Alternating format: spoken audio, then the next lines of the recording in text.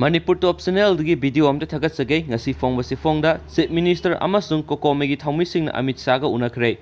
Naga Peace Talk ki warisin puraknaba khuyek pinabada India government amasung NSN IM na yanakiba aduna maram oiraga Manipur hauzik oihalagdiba fibamsingi matangda Chief Minister Nongthongbom Biren amasung Coordinating Committee on Manipur Integrity gi thaumisingna Union Home Minister Amit Shah ga New Delhi da unaduna wari sanakre. Hiram masigi matangda fangba pauna hai ngasi numidang pung 10:10 tabadagi numidang pung 12 taba fawba Chief Minister Nongthongbom Biren amasung COCOMI gi thaumisingna Union Home Minister Amit Shah ga unaduna wari sanaki unaba aduda COCOMI gi maikaidigi Union Home Minister na memorandum amasu pisinkre hairi